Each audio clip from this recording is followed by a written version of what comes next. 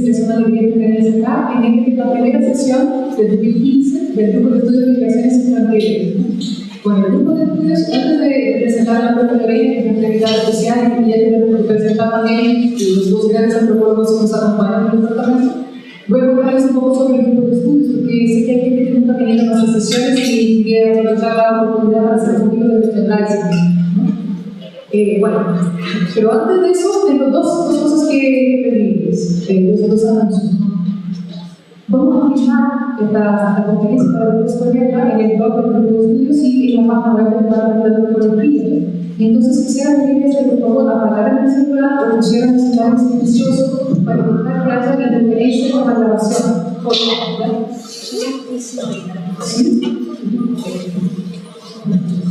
¿Algo? ¿Mejor? La mía que tiene una voz súper estridente, no puede muy. Bueno, entonces por favor apaguen el celular, los pongan silenciosos y a la hora de cruzar de un lado a otro, por favor pasen del lado de la mano, ¿ya? Para evitar tener una visión. Bueno, entonces, el Grupo de Estudios y Migraciones Extranjeras es parte de la línea de investigación en migraciones internacionales del Departamento de Ecología, que es una de las líneas de investigaciones que ahora realizamos en el departamento. Pero al mismo tiempo también es parte de las actividades que son promovidas por el Secretariado del Programa Interdisciplinario de Migratorios de la Universidad del Estado. Y en tercer lugar, el Grupo de Estudios también es parte, es un resultado del proyecto Policy que yo proví y que se llama Conflictos de Género, Inserción Laboral y Liderazgo Migratorios de las Mujeres Peruanas en Chile. ¿No? Entonces, la idea de fundar el Grupo de Estudios nació inspirada y guiando la idea del doctor Francisco, que era el Grupo de Estudios de la Agricultura, para crear un espacio de discusión, de reflexión sobre teoría, método y cómo hacer trabajo de terreno para trabajar las migraciones en zonas de frontera o fuera de la frontera. Entonces, el debate sobre las migraciones extranjeras que nosotros quisiéramos alimentar desde el Grupo de Estudio tiene que ver con una serie de programas que internacionalmente en las sociedades han surgido a raíz de los procesos de aceleración de las migraciones, de los cursos fronterizos, ¿no?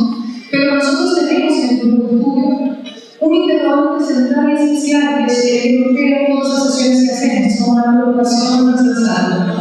Y a mí me gusta decir que más un interrogante, sino que es una especie de ansiedad metodológica, como decía el mismo doctor Matos, ¿no? Y nuestra ansiedad metodológica en el Grupo de Estudios es preguntar cómo la antropología y la ecología pueden entender y narrar los procesos migratorios, ¿no?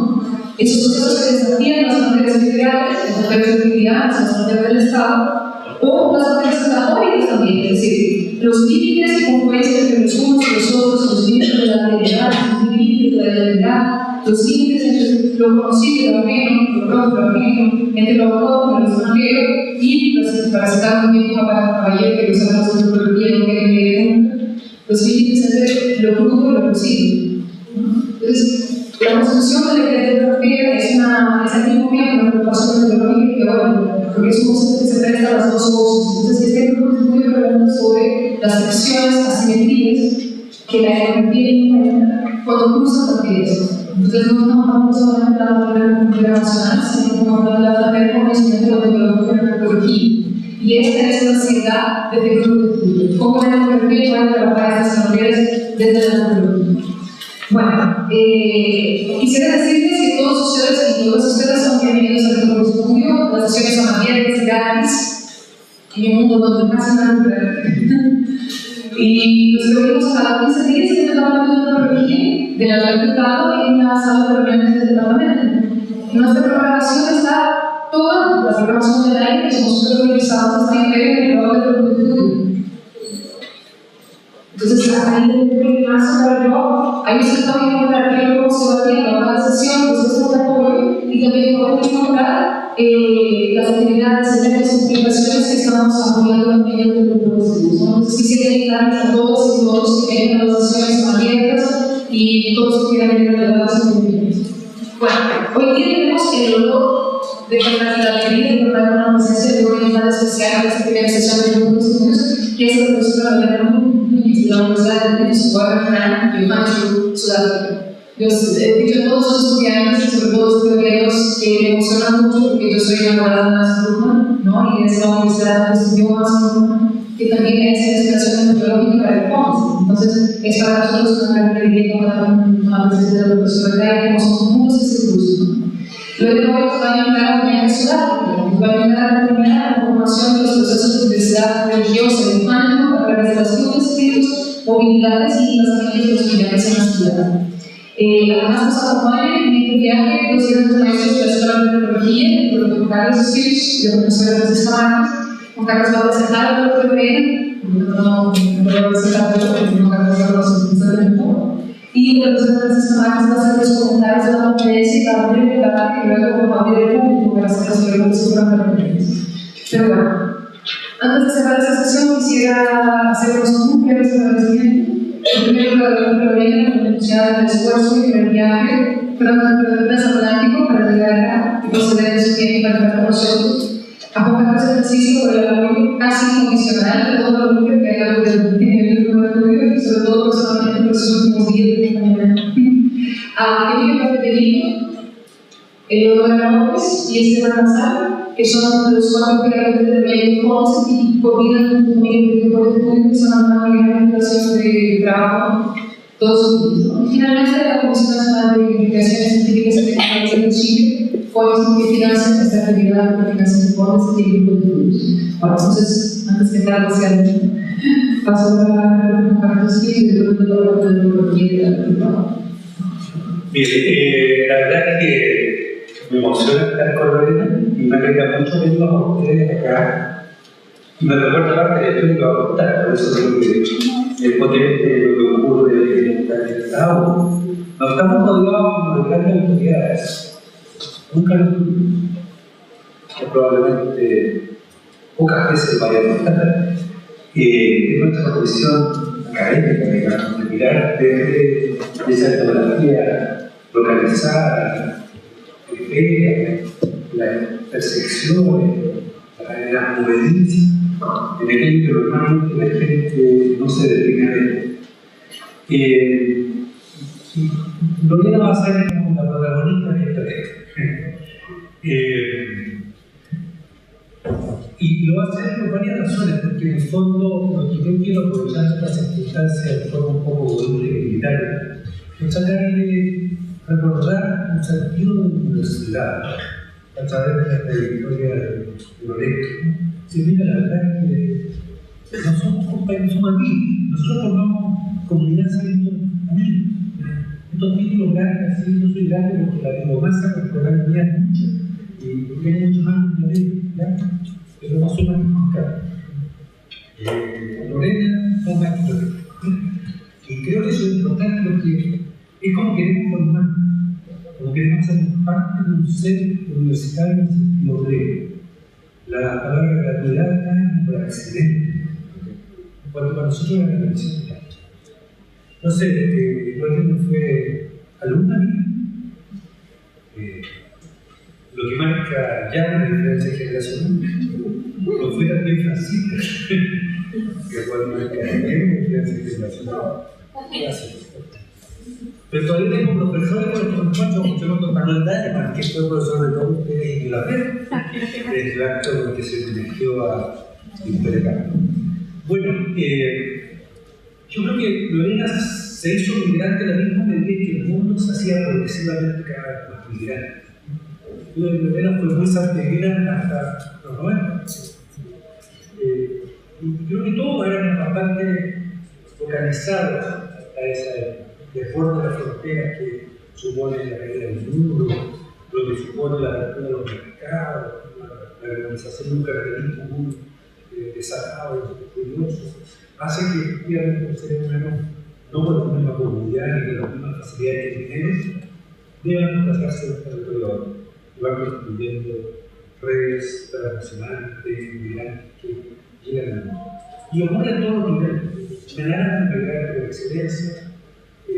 No la queremos que migre, sino que hay que detenerse, hay que estacionarse por completamente venir y quedarse en algún rato, ¿no? Pero sí, la revolución mundial ha sido de ser migrante. Creo que me gustaría como resaltar un par de cosas y no ocupar demasiado tiempo tampoco, señalando qué significaba ser estudiante en los 80. O sea, ser estudiante a pesar de. Yo creo que Lorena tenía muy claro dos cosas que hoy día se reflejan en su trayectoria académica. Que ser estudiante significaba un compromiso con la formación propia, que suponía, digamos, estudiar porque uno quería estudiar. Había que irse a terreno, no les cuento los terrenos porque eso sería una serie de problemas adicionales que no quiero ver en cuenta en terreno, que ha cambiado tanto el mundo, pero suponía un terreno intenso, ¿ya? Con mucha personal. Entonces había un compromiso académico bueno. Y ese compromiso académico no se despegaba de otro compromiso, que era el compromiso social, político, de ser parte de una sociedad en cultura. Y Lorena, digamos, forma lo que es la arqueología ya, pero la arqueología feminista chilena. Porque se estudia arqueología, entra al campo de la reina, que es parte de la metodología de una cierta universidad, ¿no? Y que hoy día no existe, pero que sí da cuenta de cómo los estudiantes son capaces de infiltrar hasta los cuerpos más resistentes con ideas, con iniciativas, con ganas de hacer las cosas. Sin cobrar y sin pagar, sin sacar tiempo, sin hacer el cálculo de utilidad y la norma de energía. La verdad es que era una generación que lo preguntaba, recibía mucho tiempo. No la verdad. Los profesores no sabían muy bien por qué las poníamos poco, teníamos mucha explicación para eso. Creo que no estaba en la universidad. La historia estaba en lo que estaba viviendo. Y es una universidad a la cual yo me adhiero, que yo creo que muchas comunidades no tienen pueden hacer. Tenemos la posibilidad de hacer el contexto que estén acá porque estamos haciendo. ¿No? Somos colegas, finalmente. Algunos de ustedes van a estar aquí, yo estaré mirando un campo más, en una posición similar a él, pero creo que eso es muy valioso. Y bueno, Lorena migró cuando migró el mundo, migró a Europa, digamos, migró a hacer su tesis, pero volvió a encontrarse con cosas nuevas, volvió a encontrarse con una plaza de armas que estaba poblada de migrantes que venían del Perú, que estaban contribuyendo un mundo social que todavía no era un mundo social muy conocido para la sociedad chilena, que todavía era algo enigmático, y donde los descubrimientos que Lorena hace van dando cuenta de los matices, desde los más dulces hasta los más perversos de los procesos migratorios. Se da cuenta, digamos, de personas con muchos recursos que arriendan el departamento para que se les subdividan por 16 y se creen sillas hechas de cartón, donde coexisten familias explotadas por gente que tiene grandes organismos de la sociedad chilena, que puede ser médicos, abogados u otro tipo de gente, de la relación con los consultorios, del día a día, del dolor y de la alegría de contribuir sociedad en un país extraño. Y ese es el mundo al cual vuelve Lorena. Y después se nos va de nuevo, y se nos va a Sudáfrica. Y Sudáfrica, yo quiero empezar a decir que hablar de eso, pero Sudáfrica para nosotros es muy importante, porque Sudáfrica es como este paralelo a la distancia que es capaz de sacar adelante el proceso de organización, de transición más exitoso del siglo XX. Es algo inesperado. Así como podemos pasar sin derramar sangre, sin hacer carnicerías, desde una condición de oprobio, como el arte, a la condición de un país que nunca se lo conoce, y que estaba contento, que crea su bandera, que crea su signo. Ahora, el siglo XXI trae para Sudáfrica algo parecido, muy parecido en mucho sentido, a lo que nos trae a nosotros el siglo XXI. La frustración de ese gran proceso, o la frustración, la pequeñez de esa gran ilusión. La corrupción pasa a ser, digamos, uno de los temas en Sudáfrica con mayor fuerza, y dentro de la corrupción de la añadiría, digamos, el tema de seguridad ciudadana. Aparecen los grupos de seguridad, aparecen los diarios, las empresas que promueven a veces la delincuencia para poder alimentar de protección contra la delincuencia de la gente. Empiezan a ser este ruido sórdido de una sociedad que no logra, a pesar de la gran promesa, plantearse en términos de una nueva democracia. Y en cierto modo, pero de otro modo, Sudáfrica vuelve un poco a forma cero, en el sentido que ahí aparece los militares, aparece un poco la xenofobia, como habíamos visto, ¿no es cierto?, de la migración, claro, que no es grave, así como si la comunidad latinoamericana que atrae muchos filipinos, atrae muchos dominicanos, atrae muchos haitianos, y los castiga al mismo tiempo. Sudáfrica hace lo propio con los compañeros del centro y del sur de África, Botswana, los países que la rodean por el norte, y aparecen, digamos, los ingredientes de los cuales no se hablamos, pero que claramente son los que esperamos, ¿no es cierto?, escuchar en las palabras de Lorena. La verdad es que decir eso, o sea, que tenés que estar donde tenés que estar, eres parte de nosotros, somos parte de ellos. Hace días que también nos vemos, seguimos la conversación que tuvimos hace 10 años, no va a haber problema en eso, porque somos de la misma especie diferente. Así que yo les pido un aplauso para Vasilina, los otros cariños.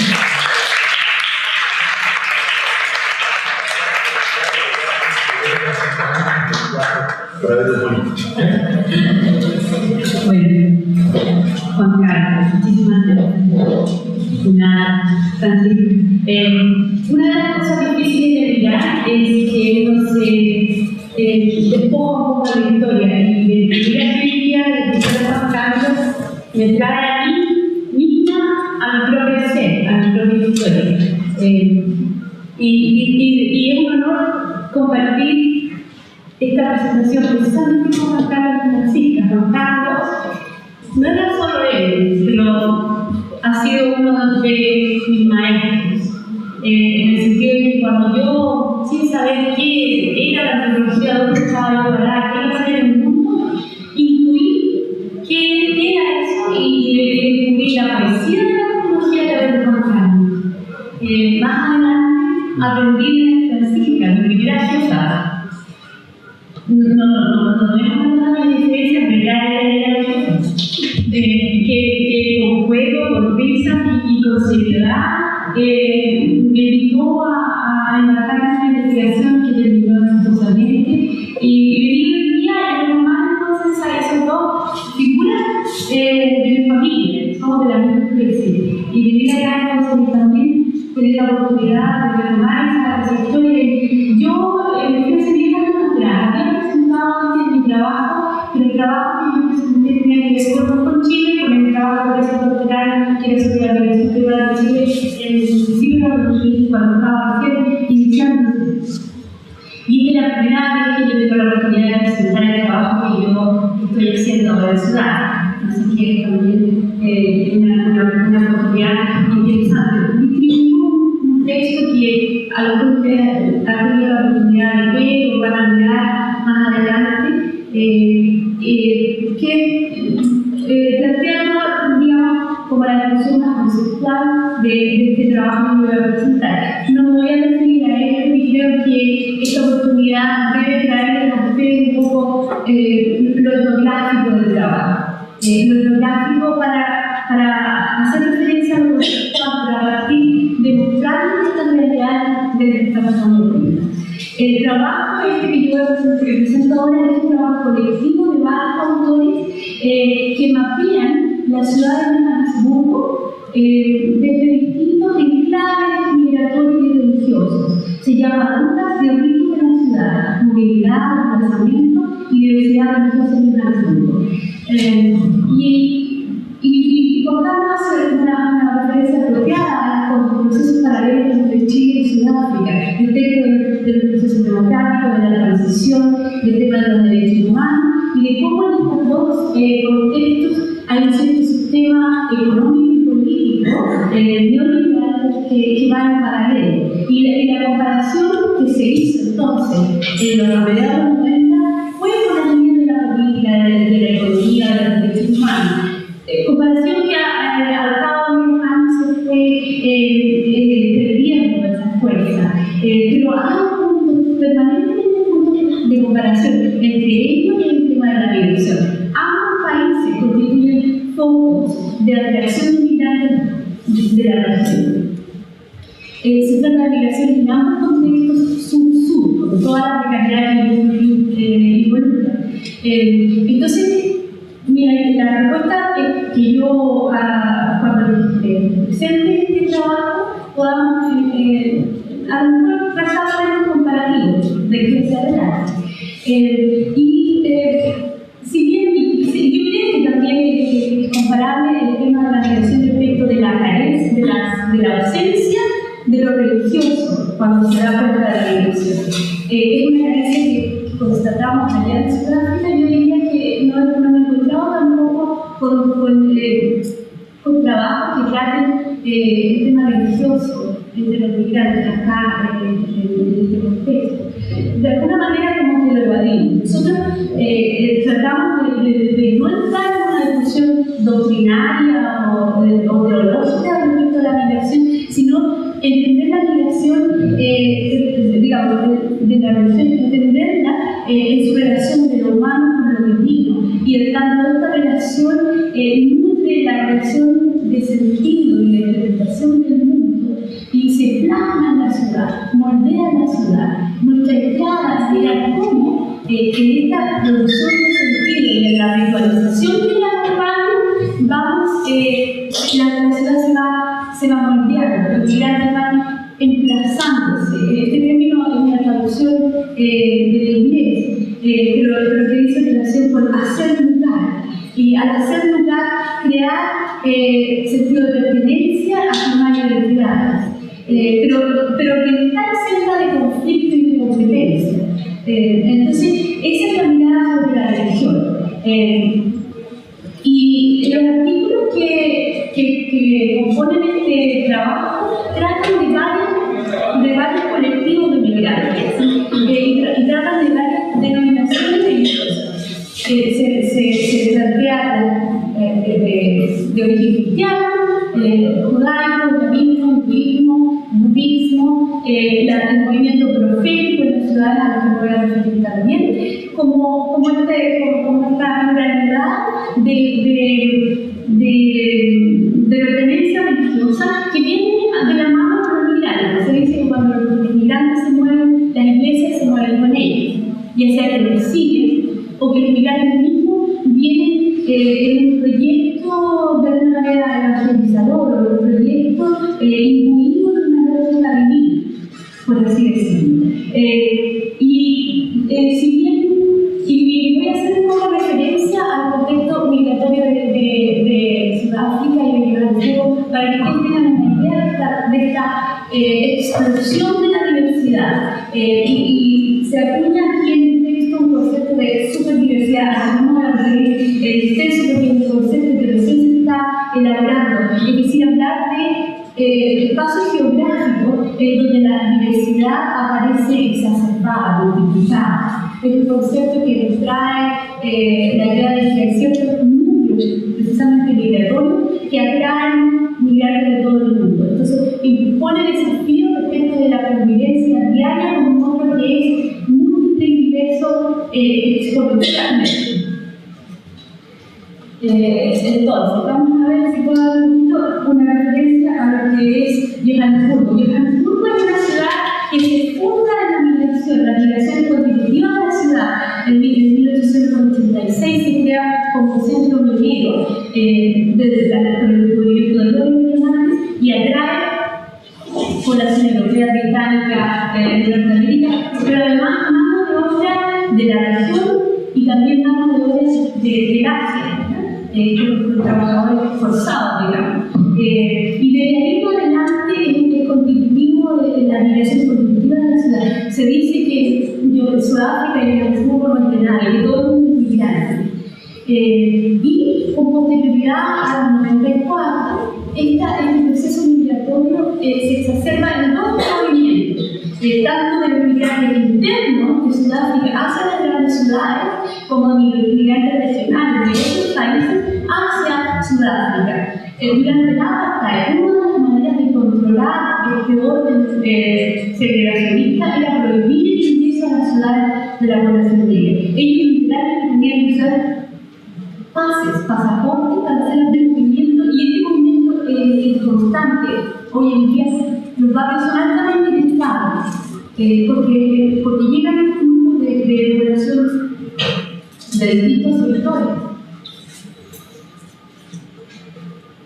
Al mismo tiempo que eso ocurre, la población blanca cercana al centro se mueve hacia los suburbios y crea, como decíamos Carlos, sistemas de protección, yo diría que el sistema de seguridad de Sudáfrica son altamente sofisticados y tratando de contener, ¿no es cierto?, al otro que se ve como peligroso, alguien se vulneraría, pero vamos a hablar de eso, no es un tema central.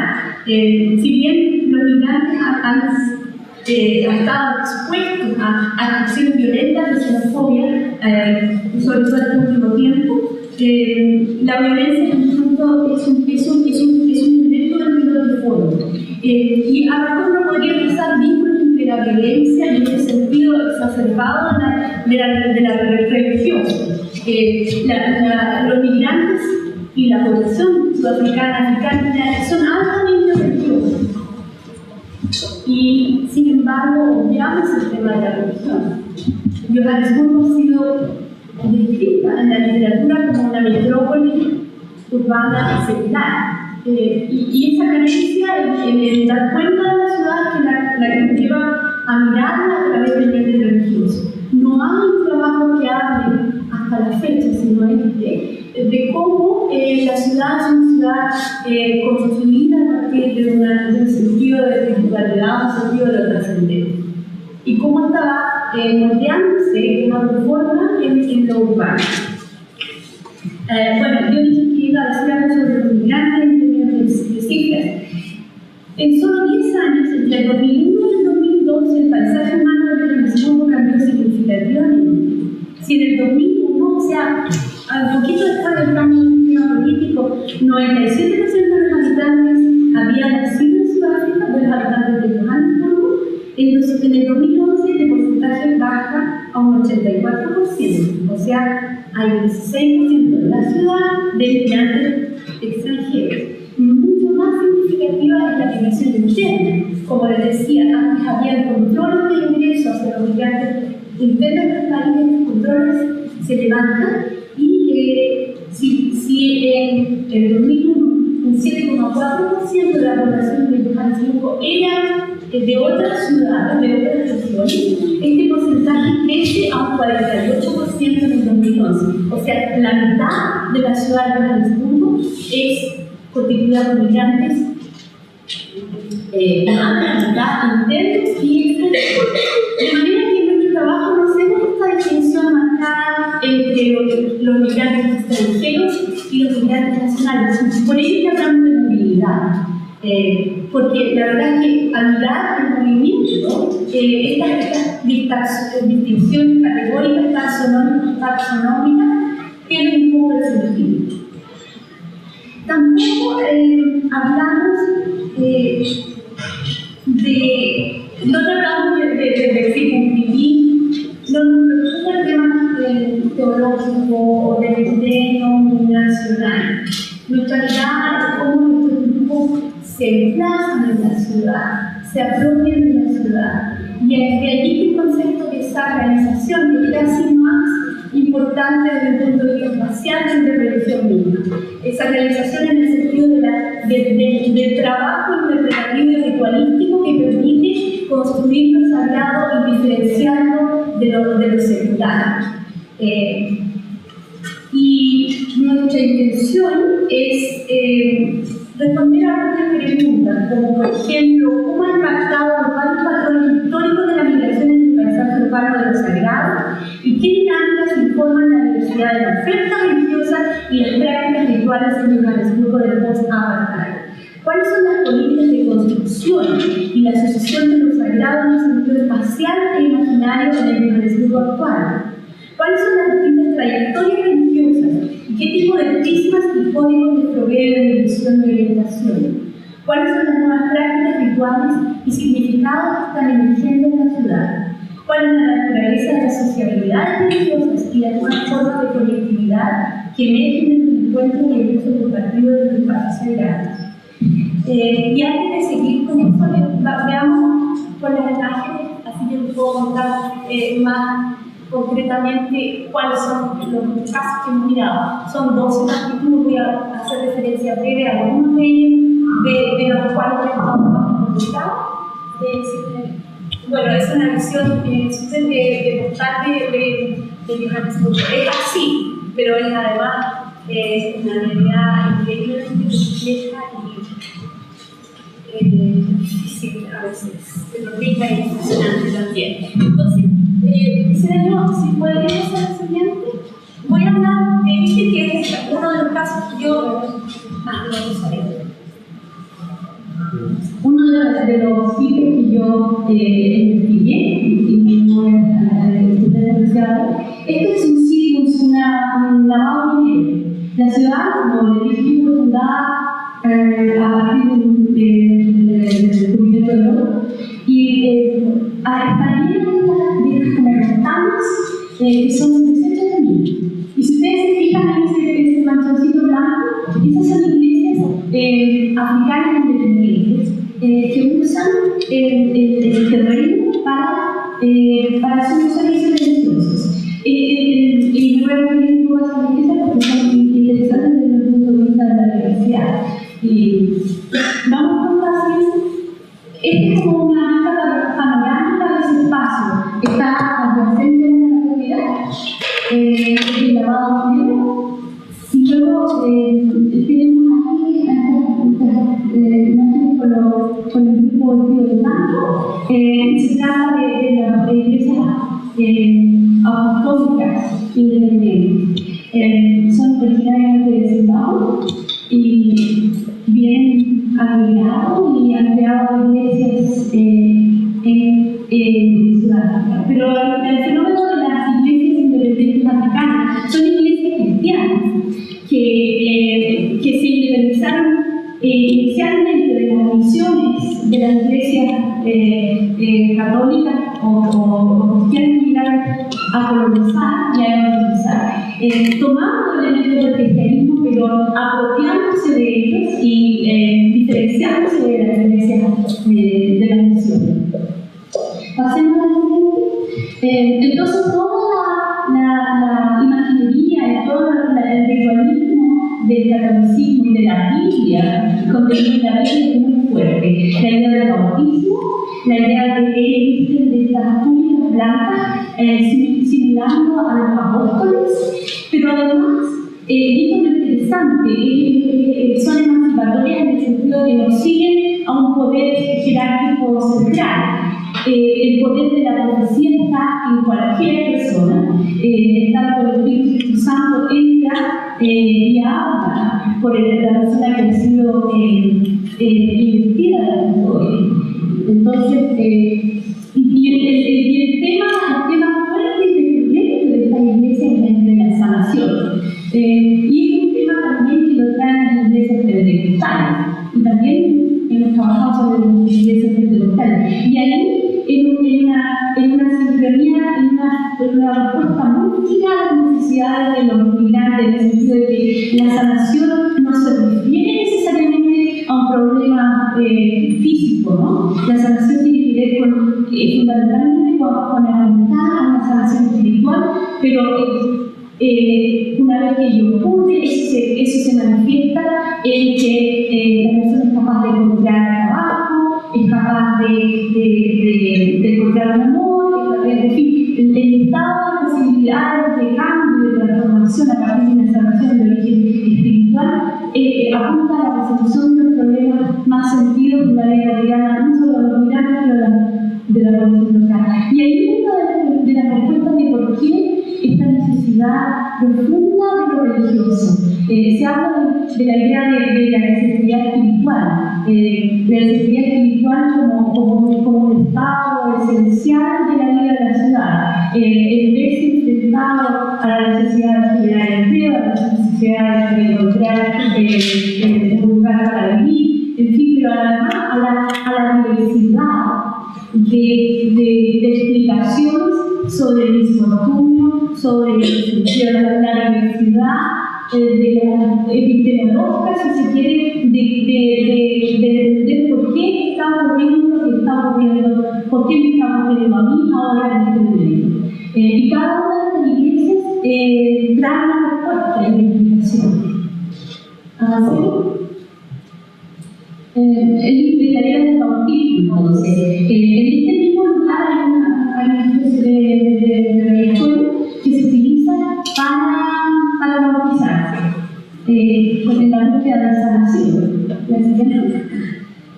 Y nosotros hemos tratado de mapear esta área. Si ustedes se fijan, hay una cruz de piedra y en paralelo hay una planta que es una planta medicinal tradicional africana.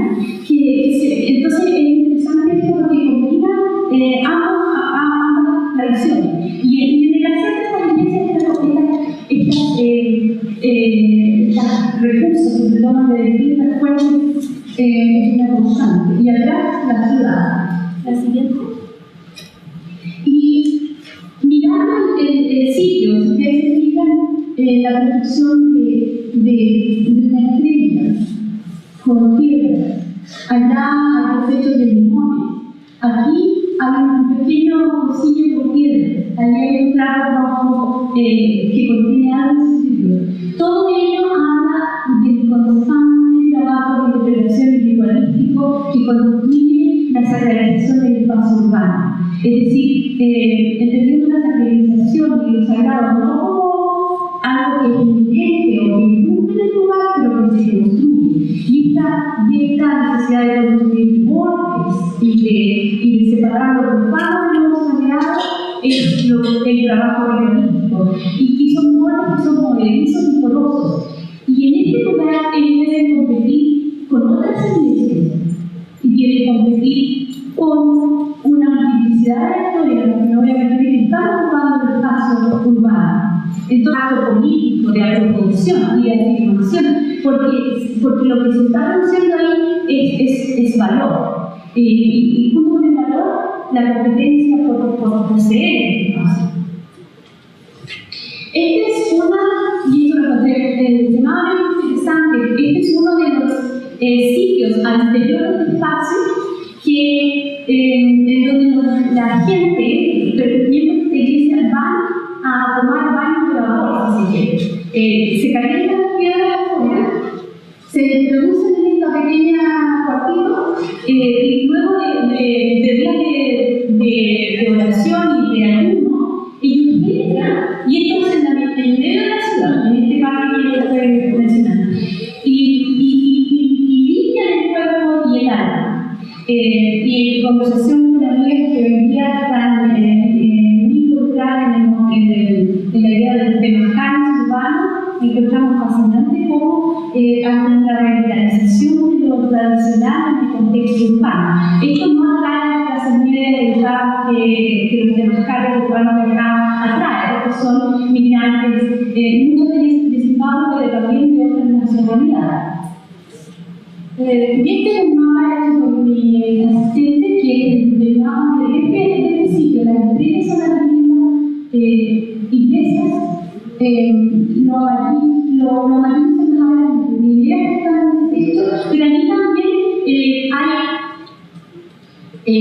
como hay un sitio donde vienen a verter desechos y al mismo tiempo hay recicladores que van a comprar elementos de valor en esos desechos. Y hay criminales, por supuesto, y hay policía, y hay guardias de seguridad, y hay cocinas de venta de comida informal, y hay zangomas, que son los chamanes tradicionales, y todos estos actores compiten de alguna manera por el espacio. Y el trabajo para sacralizar es un trabajo intenso. Un lugar de culto, nos describe uno de ellos, no puede simplemente ser tomado de la tierra disponible. La ubicación exacta necesita ser revelada por el Espíritu Santo a través de los profetas.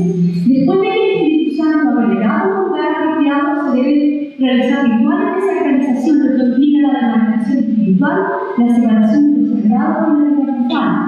Hay una creencia general que el monte, y este es el monte del lavado de la misma, es una morada de los espíritus malignos que las iglesias deben declarar espiritualmente. Deben tomar el lugar de los espíritus contrarios, como uno de los profetas Estado dijo: si hay algo más de este lugar, lo limpiamos, oramos y haciendo agua alrededor. Y este es uno de los profetas, el profeta que ha destacado desde este baño de la que mencionaba. Él es un maestro de la construcción. Y es un profeta porque él tiene la capacidad de participar en los eventos, pero también de leer la historia de las personas y de indicar qué es lo que deben hacer para sanarse. Puede diagnosticar esas enfermedades espirituales. El profeta Zabalada. Y la ciudad está llena de profetas. Cada uno de ellos tiene un uniforme que pertenecen a distintas iglesias. Está llena de profetas reales y de falsos profetas. Y la distinción entre los reales y los falsos es una distinción muy delicada. Ellos dicen: un profeta real necesita avisar sus poderes, porque el profeta real es reconocido por otros que dicen: sí, él puede curar. Pero la ciudad está llena de falsos profetas también. ¿Cómo moverse?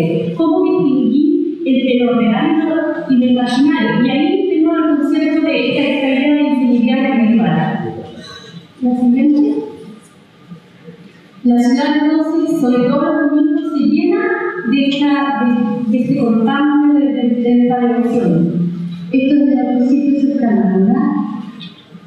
Y estas son tomas desde un edificio hacia otro edificio. Estas son iglesias operando en departamentos en el medio de Quito. Quito era un barrio blanco hasta el 94. Hoy en día es un barrio absolutamente cosmopolita, con congoleses, nigerianos, zimbabweanos y gente de todas partes de África. Y a través entonces podemos ver las prácticas religiosas en esta entrada. Quiero decir que estas fotos las hemos tomado con varios fotógrafos, porque el proyecto tiene asociada también la parte visual. No puse todo lo que es ya, entonces, iglesias operando en los edificios que antes eran barrios blancos. La siguiente. Y hay un mercado espiritual en donde todos estos elementos venidos de tan distintas tradiciones, los cristianos, los tradicionales africanos, son vendidos uno al lado del otro. Estas sales, por ejemplo, de colores, son mezcladas con el agua y usadas al interior de esta máquina de vapor, con la intencionalidad de ser absorbido por el cuerpo y producir un estado particular. Perdón, atrás. En estos dos debajo de los extremos, ustedes ven, no se puede leer, pero la ciudad está tapizada de estos avisos de los profetas, los cuales los verdaderos profetas consideran que son engañadores, que son fraudes, porque anuncian sus servicios. Un verdadero profeta, como decía, no necesita hacer anuncios.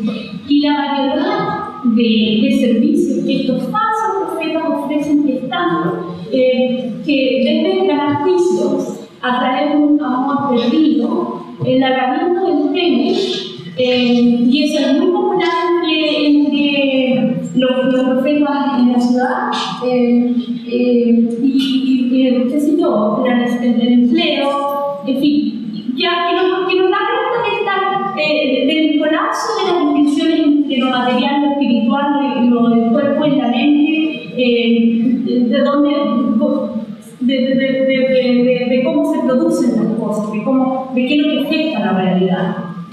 Digamos, este es un supermercado de Muti. Muti se hace relación a cualquier producto o sustancia de orden mágico. Este era un supermercado que vendía abarrotes como cualquier otro, y gradualmente, porque está emplazado en una zona de migrantes cercana al mar que yo les mencionaba, ha ido respondiendo y cambiando la venta de productos hacia productos para el trabajo espiritual, digamos. Y ellos mismos producen estas pócimas, en fin. Y aquí este es un sastre blanco, de raza blanca. Y uso el concepto de raza, si bien es sumamente problemático, porque en Sudáfrica la realidad, el término racial sigue siendo utilizado.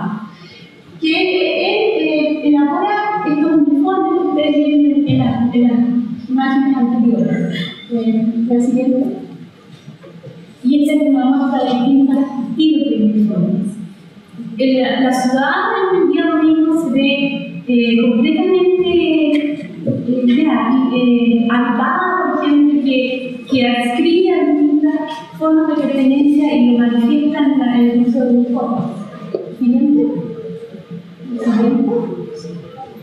Y en la calle existe un pasaje que se puede apreciar. El siguiente. Es como un collage de los avisos de los profetas y que muestran las plantas, que muestran que traen los parques y mezclado con lenguaje cristiano. Se fijan ahí hay un símbolo del dinero. La siguiente. Es interesante el león. Bueno, toda esta imaginería a partir del uso de cómo si tú usas un elemento algo del león, te va a dar ciertas propiedades del león. ¿Ya? La siguiente.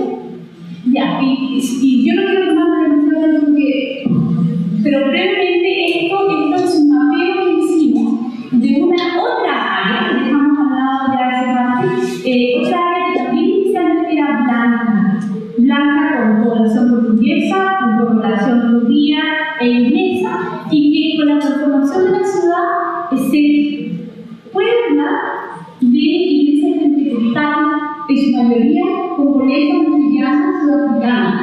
Entonces hicimos el ejercicio de ir identificando cuadra a cuadra las iglesias. Y esta fue quizás la primera entrada que yo pude hacia la espacialidad religiosa. Hay una línea principal ahí donde muchas de las iglesias intentan instalar, sobre todo las iglesias pentecostales, ¿no? Las iglesias pentecostales sí necesitan mostrarse y utilizar edificios que existen allí, crear presencia de esa manera. Lo que hicimos en este caso fue tratar de identificar la sucesión entre dos olas migratorias, dado que de esta sola, al ser dividida inicialmente blanca, escogimos la última sinagoga que queda en funcionamiento. Es una sinagoga de culto ortodoxo y que está coexistiendo con una iglesia pentecostal congolesa. La siguiente. Nos permitieron fotografiar la sinagoga sin mostrar a la gente. Se trata de ancianos, hombres, dentro de la ortodoxia del judaísmo. Aquí solamente se necesitan 10 hombres como mínimo para sacar el Torah y leer el Torah. Dado que se ha producido una migración hacia afuera, ese número de 10 ha sido problemático. Sin embargo, este enclave de personas muy mayores se resiste a entregar y a desacralizar el lugar. Y hacen esfuerzos para reunirse ahí sábado, celebrar el sábado. Y algunos llegan el día anterior desde otras zonas y no están allí porque ustedes saben que el día del sábado ellos no pueden utilizar tecnología, no pueden manejar un vehículo, entonces deben caminar hacia el lugar del culto. Y esto, y la siguiente, las imágenes de abajo son de un edificio anexo a la sinagoga, una iglesia pentecostal congolesa. Completamente vacío en este momento, pero normalmente la fotografía normalmente un día domingo hay música, hay prédica, hay baile, y estas iglesias pentecostales son iglesias. Y esto cohabita con lo que queda de quienes habitaban el lugar y lo que queda del punto del judaísmo. Bueno, y creo que voy a terminar aquí. Este es otro de los ejemplos, otro de los capítulos que habla de esta ciudad, desde el centro de la ciudad y una capítulo poblado con militares de todas partes, y este es un restaurante de comida rápida que atienden las 24 horas del día y que junto con el servicio de comida tiene un canal de evangélico funcionando bien, y también la producción de sentido hacia la gente, hacia el negocio, el rol que Dios tiene en el éxito del negocio. Yo creo que voy a quedar aquí porque voy a seguir hablando definitivamente de los ejemplos mismos que, bueno, ahí podría también hemos trabajado con una comunidad china y musulmana y la misma. Podemos.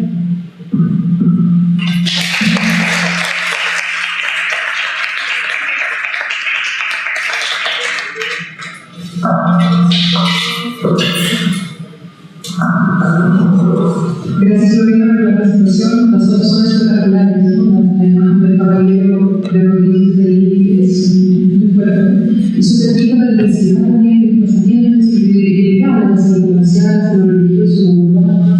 Estamos libres, ¿no? Y seguir hablando sobre las escalares y hacer un comentario de la audiencia. Gracias. Bueno, Lorena, gracias. Una envidia porque nosotros con suerte llegamos a ese mercado, un par de mercados que no me voy a ir valorando. Bueno, como Lorena ya dijo, ella conocemos toda la vida, para mí es un muy buen ejemplo de cómo el trabajo se puede combinar con la risa. Creo que fue me dio una fotografía con Lorena.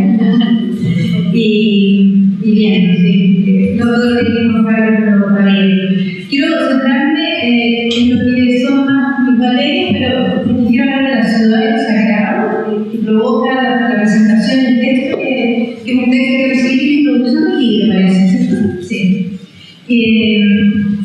Porque si bien hay esa orden de relación de migración y religión en la ciudad, como lo que dice de territorialización, pero sobre todo de construcción de una ciudad propia, a través de ritos, rutas, lenguajes,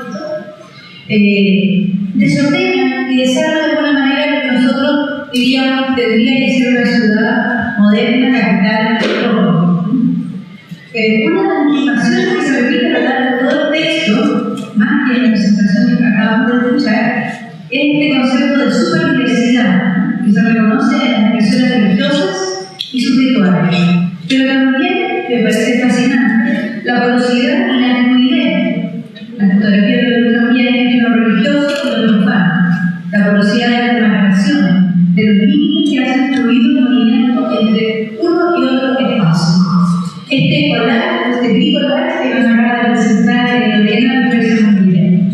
Quiero intentar algunas reflexiones y también una pregunta que me suscitó el texto y también la presentación. Lo primero que quisiera señalar es que ciertamente el texto nos remite a una ciudad poblada por las expresiones interrituales, como si la ciudad en su conjunto hubiese sido ocupada, invadida por expresiones y prácticas que dialogan con lo sobrenatural. La fotografía refuerza esta imagen de la ciudad y nos lleva irremediablemente a pensar en esa fotografía situada de la escuela de Manchester, imposible no recordarla. Una ciudad que, si no fuera por este caos o por superdiversidad y por los autores, podríamos pensar que correspondería a una ciudad tercérista.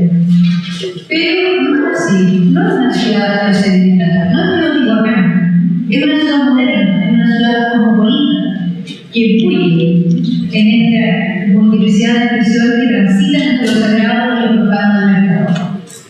Lo segundo que me parece relevante, pero que no se encuentra tampoco de todo explicado, y esta es mi pregunta, es advertir que estamos no solo enfrentados a una ciudad contemporánea, sino que a una ciudad post-apartheid.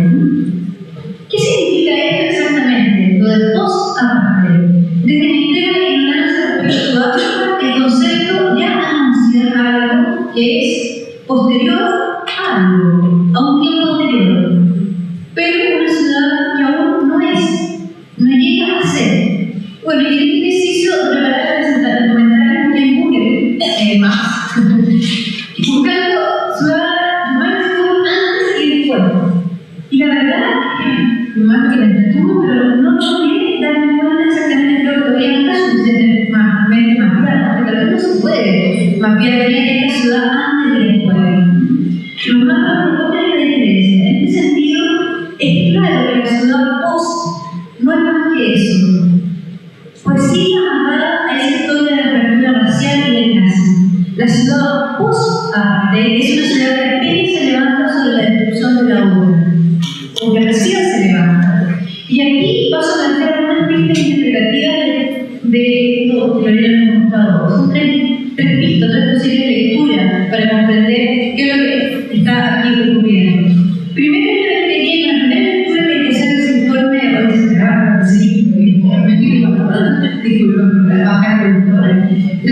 lectura que necesitó el libro es la destrucción de la ciudad de la Candela. En sus reflexiones sobre la ciudad, y aquí cito a Simón Weil, que es una de mis autoras preferidas, nos plantea que la destrucción es siempre el marco que permite llevar a la ciudad a la categoría de sagrado. Y también el ejemplo de cómo cuando las ciudades se destruyen, las ciudades se sacralizan también. En primer lugar, por la pérdida que supone. Y en segundo lugar, por tratarse de algo ya sucedido, por lo tanto, pasado. La ciudad destruida, nos dice Bain, la de la Castella, en este caso, anuncia una realidad de ausencia, de lo que ya no está. Y por tanto, el pasado, la memoria, se constituye en un elemento, diríamos, ontológico central. La ciudad destruida siempre atemoriza y desconcierta, porque habla de ruina, habla de la libertad. Y aquí también los habitantes que han sobrevivido a la destrucción de su ciudad no pueden sino sentir el temor de lo nuevo, de lo conocido. Los principios del orden moral y racial han cambiado, dicen ustedes, o al menos así se anuncia. Todo cambia. El arraigo de la tradición, la costumbre de las relaciones establecidas en la rígida y a la vez clara estructura racial y de clase, el sentido de propiedad hacia los momentos, hacia el edificio público, las tierras, la naturaleza, la belleza de lo propio. No me imagino que el edificio haya sido usado de la misma manera como muestran esa increíble fotografía. Todo esto ha cambiado para todos, y en especial para los que pierden, para los que tuvieron que ir a los bordes. La realidad se hace presente por la ausencia, citando nuevamente a Simón Weil. ¿Y qué queda después de la destrucción de la ciudad?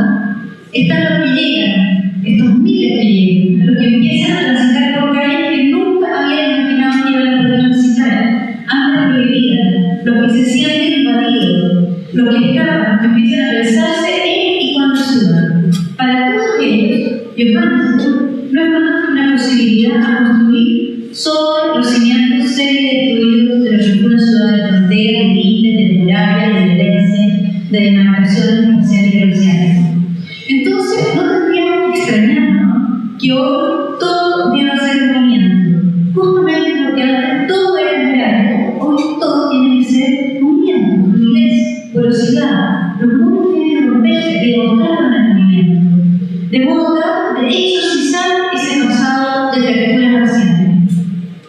La ciudad de entonces se leía como una metáfora, una irrealidad donde inventar y imaginar aquello que se desearía. Si es posible siquiera imaginar. Yo creo que la ciudad todavía ni se imagina como ciudad. A veces esas fotos de una idea que tiene mucho más de la idea de ciudad. De ahí la ciudad pasa a constituirse como un puente. En este caso, un puente que amarra el pasado y el presente, pero también lo profano y lo sobrenatural. En nuestro mundo terrenal no hay lugar para el bien puro, no hay lugar para el paraíso. Este solo se da en la región de lo sobrenatural y del mundo, más allá del tiempo y más allá del espacio. Enfrentados a este vacío, estos habitantes en esta ciudad que ya no es, a esta ciudad del post-apartheid, que no es mucho más que un post, me atrevería a decir que estos habitantes lo que hacen es construir esos puentes que les permiten el acceso a la región del bien, de lo perdido, del paraíso perdido, a través del barrio, del ritmo, de estos uniformes increíbles. La ciudad es uno de sus puentes, un soporte para el ritmo, el color, la belleza, la música. La ciudad es uno de sus espacios escenarios de búsqueda de estos principios orientadores. Segunda lectura, el lenguaje de la memoria. Yo creo que aquí hay mucha memoria. Porque aquí, cuando no hay nada, hay que echar mano a algo, hay que echar mano a una historia pasada, a un mito, a un pasado. Consumir desde los restos de la ciudad destruida y del dolor de su destrucción necesita tomar distancia para no caer en la inmediatez, en la violencia, en la rabia y la tristeza. ¿De qué pasado nos hablan las prácticas migratorias y rituales? ¿Cuál es ese pasado que se nos memora en el presente? Los ritos aquí presentados parecieran, o los espacios rituales aquí presentados, parecieran hablarnos de dos memorias: de la memoria ancestral, de esa que habla del pasado remoto, donde las semillas se ponen en un cuenco hecho con tierra, en la que la tribu ordenaba las vidas y la llegada del globalizador aún no se anunciaba. Un pasado que se encuentra en el plano de realidades desconectadas. Pero también estos ritos nos hablan de un pasado más cercano, un tiempo que las fronteras se instalaron. El colonizador ordenó y desordenó esos principios ancestrales para imponer el orden, su orden. De allí que las danzas probablemente ocurren, las inclinaciones, los rituales, echan mano a ambos, a lo ancestral, probablemente hay un sincretismo de ambos. Y de allí que los ritos toman ambas cosas. La evidencia del movimiento incansable es parte de esa memoria fabricada, enojada, de fronteras y de orden en el cuerpo. El olvido significaría la nueva construcción, la de esa realidad que se nos ha revelado con la ausencia, para poder ser pensada. Y finalmente, la última lectura que me provoca este texto y esta investigación tiene que ver con los espacios sacralizados de la ciudad. La ciudad, en este sentido, es el espacio en el que se produce esa continuidad, se reúnen ambas memorias, ambas pasadas. Tenemos, por ejemplo, la iglesia, en estos lugares de desecho que se transforman también en espacios de ritual. Como también lo es la tradición oral de la escritorio. La ciudad es el espacio en el que el arraigo en la cultura permite al individuo sentirse en casa. Pero la ciudad es frágil. No solo porque puede ser destruido el espacio físico de los seres humanos, sino porque también la certeza y la creencia pueden perderse. La ritualización, por lo tanto, me atrevería a decir, es justamente aquella que permite el desarrollo, impide el desarrollo de la violencia y su nueva destrucción. Messier nos recuerda que para el hombre religioso el espacio no es homogéneo, presenta roturas, decisiones, hay porciones de espacio cualitativamente diferentes. Y tal vez lo que aquí se está haciendo en estos lugares es justamente marcar el carácter de humanos, los principios de orientación en esta nueva ciudad, o el templo, el punto que desde donde se parte para fundar lo que todavía no existe. Y para terminar, simplemente las preguntas que quisiera plantear la regla o aquí provocar la discusión. Yo diría que esta investigación sugiere que hay muchas lecturas posibles. Tal vez las claves interpretativas todavía están apuradas, no hay mucho. Sabemos que hay una destrucción de la ciudad anterior y la búsqueda de una nueva ciudad. Sabemos que la memoria como recurso es importante en la reconstrucción de esta ciudad de sus ritos. Y sabemos también que la fuerza de esa realidad para borrar los espacios de las murallas, la apartheid y la violencia es lo que está permitiendo tal vez armar este otro nuevo espacio urbano. Pero también, por lo menos, la pregunta que me queda aún sin responder, al menos en esta lectura, ¿cuál es o sería esa ciudad que se quiere construir? ¿Cuáles son sus sentidos que permitirán hacer de Yoga como una ciudad nueva? La superdiversidad debe ser la respuesta. Una ciudad con su pluralidad, su movimiento se vuelve inacible, imposible de dominar y ordenar, para que nunca más vuelva a ocurrir. Tal vez uno podría decir, ahí está la clave. Es una ciudad que se mueve tanto que nadie va a poder nuevamente imponer su marca sobre ella. Pero también podríamos pensar que la ciudad nueva pueda ser la ciudad de la heterotopía, como un espacio heterogéneo de lugares y relaciones, pero en los cuales la zonificación de la apartheid ya no tendría lugar, sería imposible, porque la sacralidad de los lugares justamente lo impediría. Yo creo que aquí podemos lanzar muchas preguntas a Lorena y ofrezco la palabra. Muchas gracias.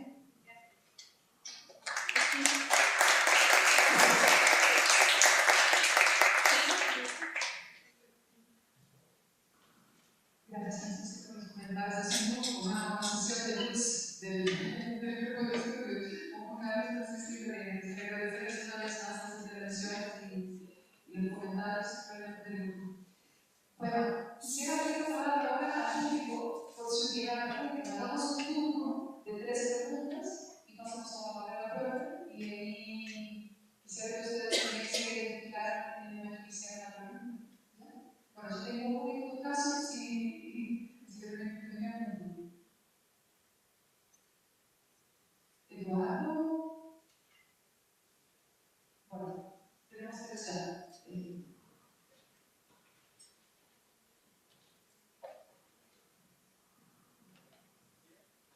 Bueno, mi nombre es Eduardo. Tú comenzabas hablando de la sacralización del urbano, pero tú mostrabas unas imágenes en se veía un lugar que para nosotros es como el campo.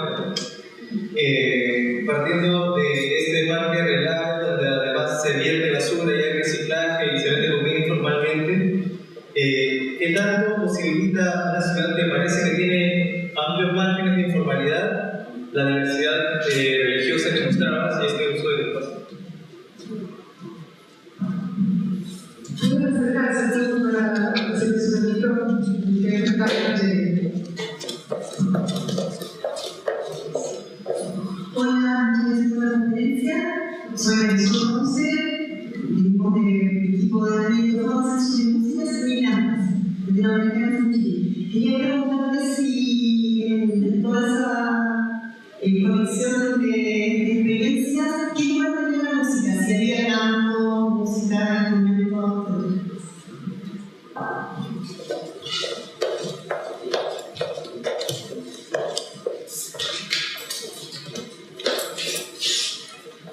Tenía una duda, la verdad como una curiosidad, sobre el profeta, cómo se financiaba la iglesia, el profeta mismo, cómo vivían en la vida, cómo se financiaba el servicio económico. La segunda duda era cómo se veía el tema de la religión, como ligado al tema de clase y de raza. O sea, hay división entre la raza, la clase, cómo se hace esa división dentro del catolicismo o el cristianismo, o la iglesia cristiana.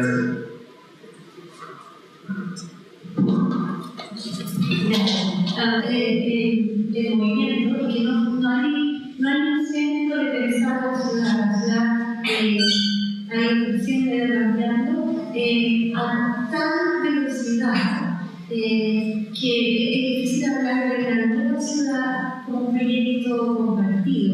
Es casi, no terminamos de entenderla porque la termina de cambiar. Y hay desafortunadamente lo más probable, y es lo que ocurre ahora, es que el agua se reconfigure de una manera como se ha reconfigurado ahora, a través de la relocalización de la población blanca en suburbios, la producción de verdaderas murallas urbanizadas para protegerse. Muchas de las calles de los barrios más acomodados están cerradas. Entonces hay una privatización de la seguridad y la recomposición de la jerarquía en un contexto de un país que es el país más desigual del mundo. Entonces, al mismo tiempo que tiene la posibilidad de privatizar tu seguridad y tu núcleo social, al lado hay situaciones de pobreza extrema. Yo diría que los grupos que hemos usado hoy día son grupos que ocupan el centro de la ciudad, no son los más pobres. Y ahí ayuda a la pregunta última sobre la clase y la raza. Si bien en este caso la única ejemplo de la sinagoga que son blancos de clase media es un enclave que ya está en el desaparecer. Todo el resto de la población está descubriendo casos vigorosos. Y una de las dificultades, cuando de este proyecto, todavía no hemos podido dar cuenta también de estos enclaves blancos respecto a sus prácticas religiosas. Como ustedes saben, es siempre más difícil investigar a la gente que tiene bien, pero estamos tratando de todas maneras dar cuenta de otros enclaves religiosos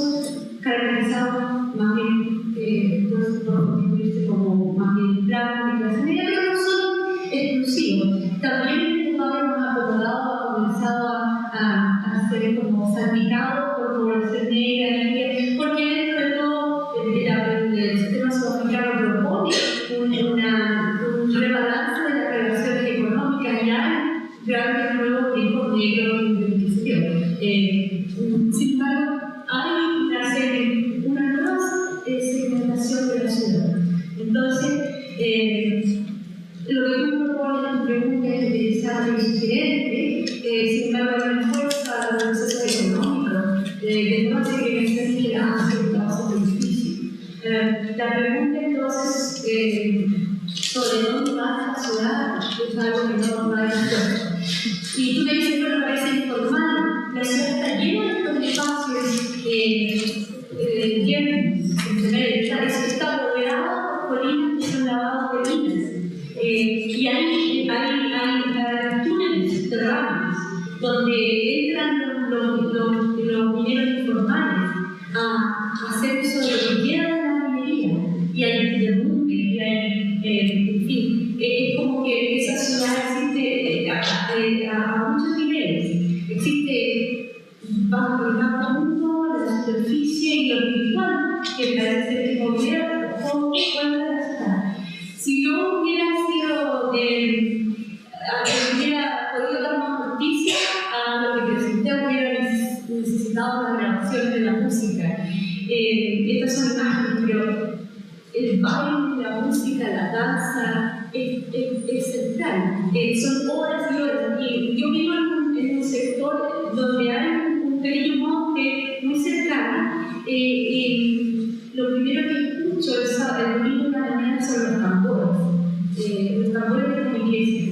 Y luego tú ves a la gente presentando las vestimentas. No sé si había un niño. ¿Podemos hacer una pregunta? Sí. Yo quisiera hacer una pregunta, pero escribo a dos personas. Silvia y Francisco. Bueno, la pregunta que quisiera hacer es un puente entre Sudáfrica, Chile y Brasil. Entonces, hace muchos años, cuando Carnicho escribió la migración interna en Sudáfrica, la escribió a partir de la dance, ¿no? Interpretando las redes migratorias que estaban vinculadas a las redes étnicas, religiosas y cuando la música de baile, las migraciones de tribu y a los pueblos de origen.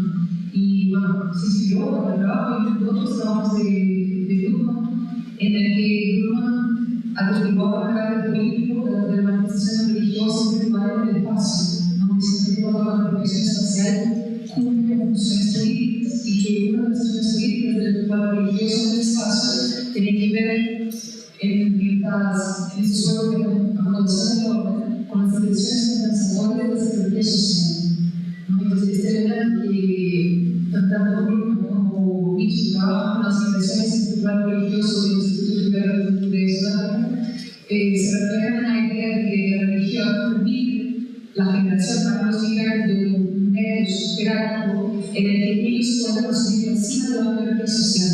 Entonces, la religión, el ritual de inversión de espacio, es un ritual de inversión simbólica, en el que, como tú decías, ese papel que puede ser líder o el profeta, ¿no? Entonces, puede estar en la cima de la jerarquía. Quisiera preguntarte justamente si hemos observado esto en nuestra sociedad y qué papel social cumplirá, pregunto yo, al mismo tiempo, en permitir un orden en el que el migrante desafía el orden de la jerarquía y la sistema de clase social y al mismo tiempo reproduce ese mismo sistema, porque conforma la pasiva de los conflictos, ¿no? Entonces, quisiera saber si ustedes volvieron a encontrarse con esos mismos conceptos encontrados por Nietzsche y por Grumman hace 60 años, pudieron ver ese tema. Y bueno, decíamos que se supone con Brasil, porque en el caso de los estudios antropológicos y sociológicos sobre los rituales religiosos en Cali, en Brasil y sobre el carnaval, se llegó a una conclusión muy parecida sobre los rituales de religión, ¿no? Desde el trabajo de Roberto de Gama, un prólogo brasileño sobre carnavales en Andalucía, el carnaval en Cali, donde encuentra la misma relación de religión. Quisiera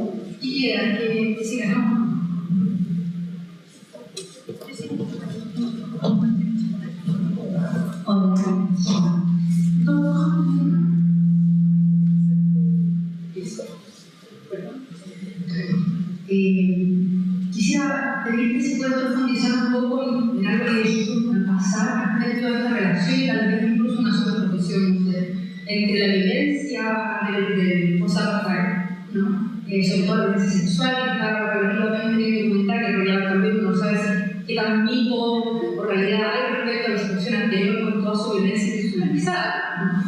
Y una segunda cosa muy pequeña, si existe algún esfuerzo institucional, digamos, gubernamental por la regulación de este tipo de movimientos que pasan por el por ejemplo, la regulación ministerial del tema del pueblo.